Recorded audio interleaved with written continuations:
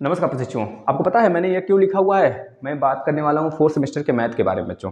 लेकिन मैं ये पता है क्यों लिखा हूँ? DElEd second semester paper exam 2022 math. कल हमने मैथ का मतलब आज सुबह ही मैंने मैथ का पेपर कराया। जो बच्चे नहीं देखे होंगे जरूर देखिएगा, आपसे रिक्वेस्ट है। मैं यही कहना चाहूँगा और दूसरी बात ये कहना चाहूँगा कि बच्चे जो फोर्थ सेमेस्टर में बहुत अच्छे अंक पाना चाहते हैं, यहाँ तक कि बच्चों क्योंकि इस बार थोड़ा सा पेपर का लेवल थोड़ा सा अलग सा आ गया है ना। अभी आपका जो आएगा आएगा, लेकिन यह सेकंड सेमेस्टर से मैं अनुमान लगा रहा हूँ कि इसके पहले जो पेपर हुआ था सेकंड सेमेस्टर का और फोर्थ सेमेस्टर का जो पिछली बार हुआ था बैक वाला, तो उसमें हमको पेपर बहुत आसान देखने को मिला था। अब इस बार पेपर का लेवल थोड़ा सा अप है, अप का मतलब मॉडरेट लेवल बच्चों। कल हमने सॉल्व किया जब ना, तो बहुत ऐसे हमको मतलब लघुत्तरी में 3 प्रश्न ऐसे मिल गए, अति लघुत्तरी में 2-3 प्रश्न ऐसे मिल गए, है ना, और एमसीक्यू में 2 प्रश्न ऐसे मिल गए। जो कि अगर आप पहले आपको यह देखना है कि मैं पेपर को कैसे सॉल्व करूं, आपको डरना नहीं है बिल्कुल भी। फोर्थ सेमेस्टर वाले बच्चों से मैं बात कर रहा हूं, सेकेंड सेमेस्टर के अनुसार मैं आपको बता रहा हूं। आप प्रीवियस ईयर पेपर का मैंने एक महा मैराथन बनाया हुआ है 2016 से लेकर 2020 तक। वैसा मैंने 2000 जब मैंने सेकेंड सेमेस्टर का पेपर करा रहा था कल वाला, तो उसमें मैंने देखा कि 5 से 4 प्रश्न ऐसे थे कि प्रीवियस ईयर पेपर से डायरेक्ट उठ के आए थे।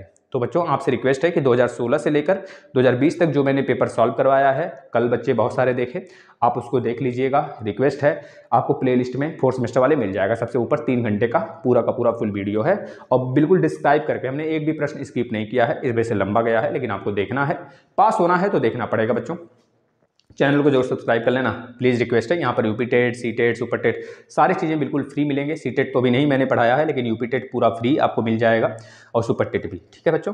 और दूसरी तरफ मैं बात कर लेता हूँ पेपर कैसे आने वाले हैं, आपको सॉल्व कैसे करने हैं। देखना जरा, दिमाग से अपने एक चीज़ निकाल देना कि मैं नहीं पास होऊंगा। दिमाग से एक चीज़ निकाल के चलने हैं सारे अभ्यर्थी को, क्योंकि मुझसे जो पढ़ा है बंदा वो छक्का चौका नहीं लगा के आया, ऐसा हो ही नहीं सकता, क्योंकि मैं हर पहलू पे बात किया हूँ। और इसके पहले एक वीडियो आया था, आपने जरूर देखा होगा, आपसे रिक्वेस्ट करते हैं उसे जरूर देख लेना, क्योंकि पूरा का पूरा मैंने फार्मूला का पूरा का पूरा उसमें ब्यौरा दे दिया है बच्चों। उसको जरूर फॉलो करके जाना। 1 घंटे 1.5 घंटे जो उतनी की भी वीडियो है उसको आप जरूर देखेंगे। रिक्वेस्ट है भाई, ये रिक्वेस्ट कितना ज़्यादा मायने रखेगा, आप जब पेपर दे के निकलोगे तब पता चलेगा कि सर मेरे लिए ही मुझसे रिक्वेस्ट करते थे, है ना, मुझे पास कराने के लिए भाई, क्योंकि हमने मेहनत किया है। तो मैं ये चाहूँगा कि मेरा अभ्यर्थी फेल ना हो, ठीक है ना। तो आप उसे जरूर से जरूर देखिएगा। उसमें एक चीज़ आपको ध्यान में रख लेना है कि भाई प्रीवियस ईयर पेपर मुझे ध्यान देना है, ठीक है ना। और अब सुनिए ध्यान से, अगर आप पेपर सॉल्व करना शुरू करते हैं तो सबसे पहले पेपर में गहरी निगाह से आपको यह देखना है, बिल्कुल शांत मन बना के, बिल्कुल भी कुछ भी नहीं सोचना है। पेपर देखते ही आप डिमोटिवेट अगर हो जाते हो तो आपको सबसे पहले यह चीज़ देखना है उसमें कि मुझे कौन से प्रश्न इसमें आ रहे हैं। मुझे तो मात्र 11 नंबर से मतलब है, 11 नंबर से, और सॉलिड 11 नंबर, समझ रहे हो ना। अब हम ये नहीं कह रहे हैं आपको 11 नंबर ही लाना है, मैं बता रहा हूँ क्योंकि पेपर का लेवल देखकर थोड़ा सा लग रहा है मुझे कि भाई बच्चों डरना नहीं है ना। पेपर देखते ही डीमोटिवेट तो बिल्कुल नहीं होना है। पहले आपको वह ढूंढना है कि चारों में से, पांचों एमसीक्यू में से हमें क्या आ रहा है। इस पांचों में से अच्छा मुझे 3 आ रहा है बहुत अच्छे से, तो पहले उन तीनों को फटाफट कर लेना।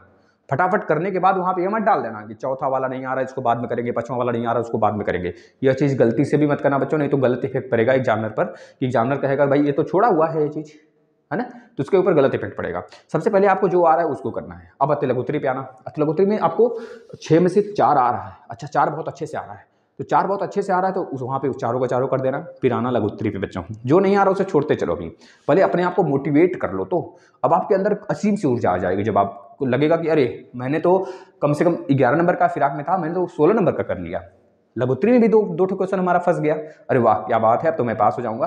अब आप आना फिर से पेपर को सॉल्व करना बच्चों। देखना कि जो जो मैंने छोड़ा हूं ना उसमें से भी लगेगा आपको आने लगेगा।